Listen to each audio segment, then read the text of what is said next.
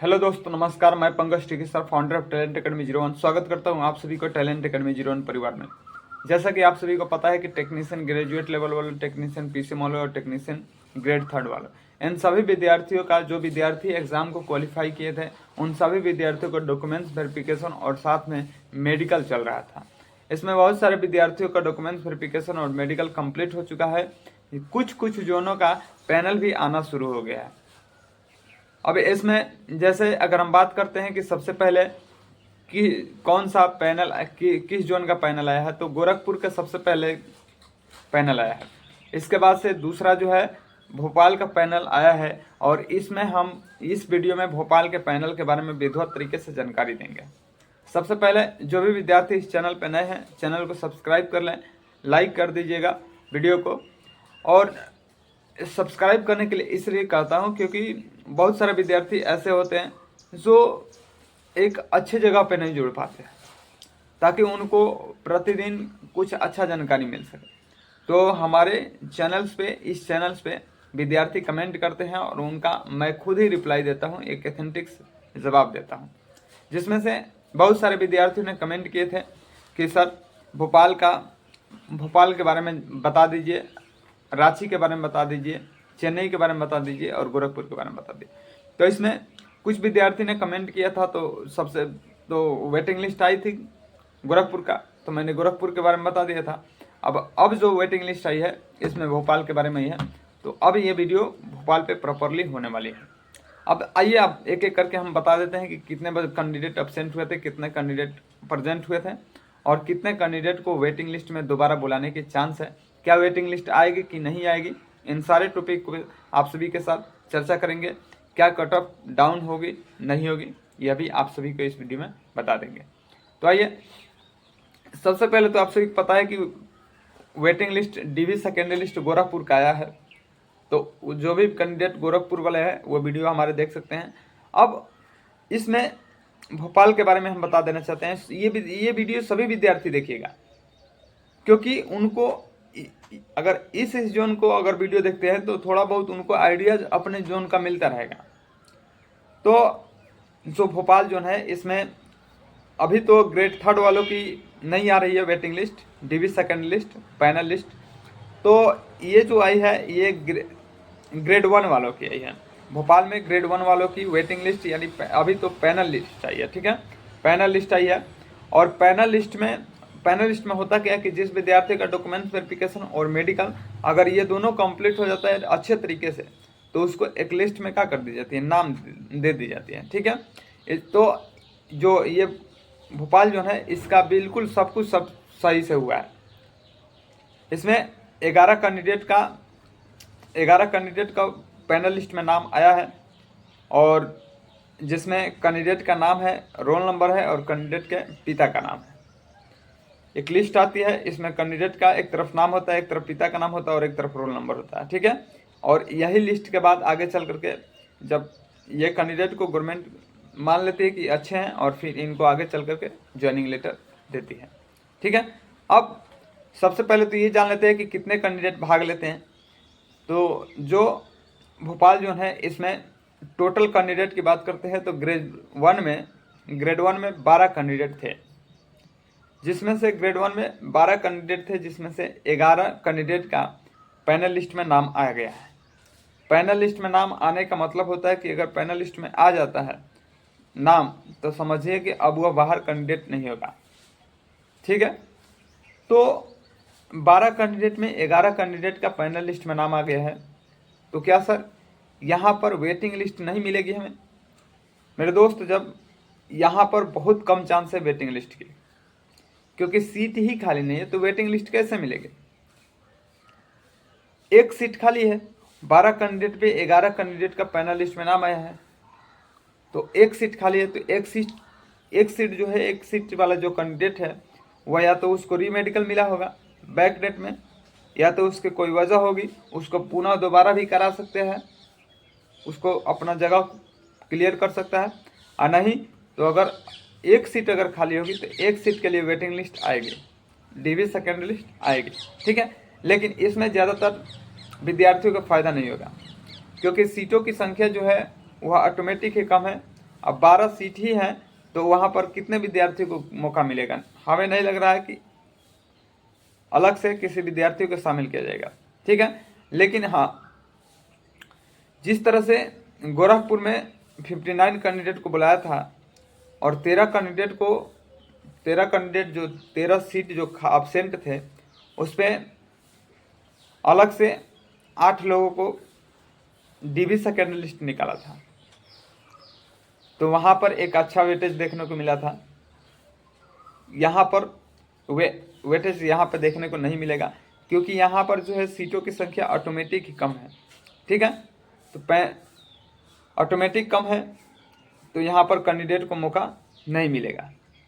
अब घबराने वाली बात नहीं है। भोपाल में जो भी विद्यार्थी अगर भोपाल जोन से फार्म को फिलअप किया है तो ग्रेड 1 वाले हैं तो उनको कम चांस है, लेकिन ग्रेड 3 वालों में निश्चित तौर पे उनका सीटों की संख्या कम होगी। यानी जो सीटों की संख्या होगी उस पर बिल्कुल ग्रेड थर्ड में सीटों की संख्या अधिक रहेगी, तो ग्रेड 3 में सीटों की संख्या अधिक रहेगी तो ज़्यादा बच्चे एब्सेंट होंगे या डिसक्वालीफाई होंगे। तो ज़्यादा एब्सेंट होंगे, डिसक्वालीफाई होंगे, तो वहाँ पर आप सभी को मौका मिल सकता है वेटिंग लिस्ट का। लेकिन अभी हमारे हिसाब से ग्रेड 1 में वेटिंग लिस्ट की सुविधा अब अन्य विद्यार्थियों को लाभ नहीं मिलेगा, लेकिन ग्रेड 3 में मिल सकता है क्योंकि सीट वहाँ पर अधिक है, ठीक है। तो ग्रेड 3 वाले अपना फोकस करिएगा, ध्यान रखिएगा। पैनल के साथ कट ऑफ भी आई है, जो पैनल लिस्ट आई है इसमें पैनल के साथ साथ जो कैंडिडेट का नाम है उसके साथ साथ ये कट ऑफ भी आई है। इसमें क्या होता है कि ये तो पैनल है तो इसमें जो पीछे जो कट ऑफ आई थी, जो रिजल्ट उन लोग का आया था उसमें रिजल्ट में यूआर का जो था 67.72 था यूआर का, एसी का 52.63 था, एसटी का बात कर लेते हैं तो 43.85 था, ईडब्ल्यूएस की बात कर लेते हैं तो 58.92 था, ओबीसी का कोई सीट ही नहीं था तो कोई कट ऑफ नहीं होगा उसका, एक्स सर्विसमैन का 57.93 था। तो ये जो मैंने जो बताया है, ये कट ऑफ बताया है, ये अभी भी पैनल लिस्ट के साथ यह भी कट ऑफ लिस्ट आई है। यानी कहने का मतलब है कि कट ऑफ लिस्ट में कोई भी परिवर्तन नहीं हुआ है। परिवर्तन इसलिए नहीं हुआ है, जो पीछे रिजल्ट आया था और जो इस बार का कट ऑफ है ये पैनल लिस्ट में, इसमें इसलिए परिवर्तन नहीं हुआ है क्योंकि जो कैंडिडेट की संख्या है वह अलग से कैंडिडेट को इसमें नहीं बुलाया है। अगर अलग से कैंडिडेट को मौका दिया होता तो जो कट ऑफ है वह निश्चित तौर पे बदली होती। तो नहीं यूआर की बदली है, नहीं एसी की बदली है, नहीं एसटी की बदली है, नहीं ईडब्ल्यूएस की बदली है, नहीं एक्स सर्विसमैन की बदली है। लेकिन गोरखपुर में जो हुआ था, गोरखपुर में जो अलग से 8 कैंडिडेट को बुलाया गया था, वहाँ पर क्या होता है कि जब भी डीबी सेकेंड लिस्ट आती है, वेटिंग लिस्ट आती है, तो वहाँ पर कट ऑफ को डाउन की जाती है। अब वहाँ पर भी कैंडिडेट भी कम थे, तो कैंडिडेट कम थे तो सीधी सी बात है कि जो कट ऑफ होगी वह बहुत कम के बराबर कम होंगी, यानी 0.5253 इस तरह से कम होंगे। तो जिसका वहाँ पर इस तरह से नंबर कम था उसको वेटिंग लिस्ट में सुविधा दिया गया। यहाँ पर वैसी कोई सीट की संख्या अधिक नहीं है, एब्सेंट नहीं है, तो यहाँ पर कोई भी विद्यार्थी, नए विद्यार्थियों को वेटिंग लिस्ट का सुविधा इसमें नहीं दिया गया है, ठीक है। अब हम आगे बात कर लेते हैं। जहाँ पर भर्ती ज़्यादा है वहाँ पर सही रहेगा। जो वेटिंग लिस्ट है, जो विद्यार्थी पूछते हैं कि सर वेटिंग लिस्ट आएगी कि नहीं आएगी, तो मेरे दोस्त वेटिंग लिस्ट आ रही है। वेटिंग लिस्ट की जगह पर सेकेंड डीबी आ रही है और ये बारी बारी से सभी पैनल सभी जोन में आएगी। जैसे गोरखपुर में आ गई तो भोपाल में आ गई, अब आगे चल कर देखिए किस जोन में आ रही है। तो जो भी जोन की आती है मैं वीडियो प्रोवाइड कर देता हूँ। आप सभी को पता ही है कि जो भी हमारे व्यूवर्स हैं हमारे से कितना प्यार करते हैं, हम भी उनसे प्रेम करते हैं। तो अगर नए होंगे तो चैनल को लाइक कीजिएगा, सब्सक्राइब कर लीजिएगा। तो आप सभी लोग ये दिमाग में रखिएगा कि वेटिंग लिस्ट आएगी, कोई भी जोन हो। जब ग्रेड 1 में आ सकती है तो ग्रेड 3 में भी वेटिंग लिस्ट आ सकती है, ठीक है। इन सभी के बाद से जैसे ये सारा प्रोसेस हो जाएगा तो ज्वाइनिंग होगा। अब अगर ज्वाइनिंग कब होगा, तो ज्वाइनिंग के बारे में बता देते हैं कि ज्वाइनिंग कब होगा मेरे दोस्त। तो अगर आप सभी को पता है कि जून तक तो डीवी और मेडिकल चलेगा, लेकिन जिसका जिसका अगर पैनल लिस्ट पहले आएगा तो उन सभी का ज्वाइनिंग पहले कराता जाएगा, यानी 1.5 मंथ लेगा आप सभी को ज्वाइनिंग कराने में। अगर जिसका पहले काम होगा तो उसको पहला हर एक जैसे सिस्टम्स होता है, आप सोचेंगे कि ये एक ही बार ज्वाइनिंग लेटर नहीं बांटा जाएगा इसमें। जिसका पहले होगा उसको पहले दिया जाएगा, उस जोन में पहले उसको सेलेक्ट कर दिया जाएगा। अगर ज्वाइनिंग की अगर सबसे पहले अगर बात करते हैं तो मौका किसको दिया जाएगा, तो गोरखपुर को दिया जाएगा, भोपाल को दिया जाएगा। उसके बाद से क्योंकि अभी बहुत सारे जोनों पर डीवी रुका हुआ है, बैक डेट वाले भी विद्यार्थी रुके हुए हैं। अब तो टाइम ऐसा हो गया कि बैक डेट में बोला, विद्यार्थी को कह रहे हैं कि आप बैक डेट में इतने तारीख को आइए, आपके यहाँ ईमेल पर मैसेज चला जाएगा, दोबारा आपको बुलाया जाएगा। विद्यार्थी घर चले जा रहे हैं, उनको कोई सूचना भी नहीं दी जा रही है। अगर विद्यार्थी को अगर नहीं लेना है तो वहाँ पर बता दीजिए कि आप में यह कमी है, आप प्रयास निरर्थक मत करिए, आप घर पर रहिए, तो समझ में आ जाता। लेकिन अगर कह दे रहे हैं कि आपको आगे नोटिस ईमेल मैसेज किया जाएगा, विद्यार्थी एक मैं कल मैसेज पढ़ रहा था, मुझे बहुत तकलीफ हुआ। ऐसा नहीं करना चाहिए। नहीं लेना है तो साफ बता दीजिए, और लेना है तो साफ बता दीजिए, इसमें कोई दिक्कत नहीं है। विद्यार्थी को अगर इस बार नहीं होगा तो अगली बार होगा, अगली बार नहीं होगा अगली बार होगा। कहते हैं ना कि तू ना सही तो कोई और सही, कोई और ना सही तो कोई और सही, कोई और ना सही तो कोई और सही। तो किसी को उलझावे में रख करके और उसको बर्बाद ना किया जाए, हम तो यही कहेंगे। तो घबराना नहीं है, जो कुछ भी है सब कुछ ठीक ठाक है फिलहाल में।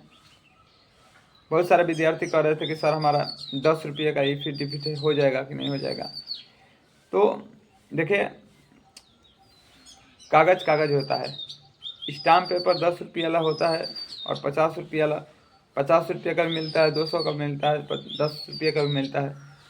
कहने का मतलब है कि उसकी वैल्यू होती है अगर उस पर कुछ भी लिख देंगे तो अगर 10 रुपये वाला भी आपका है एफिडेविट तो उतना ही मान्य होगा जितना महंगा वाला एफिडेविट का मान्य होता है। तो घबराना नहीं है, बेस्ट ऑफ लक, जो कुछ भी होगा सब कुछ सही होगा। तो इस प्रकार के अगर वीडियो आप लोग चाहते हैं तो चैनल को लाइक कीजिएगा, सब्सक्राइब कीजिएगा। गोरखपुर का हमने बता दिया है, भोपाल का बता दिया है, बहुत जल्द चेन्नई का आप सभी के सामने लेकर के आएंगे। तो मिलते हैं नेक्स्ट डे, तब तक के लिए जय हिंद जय भारत।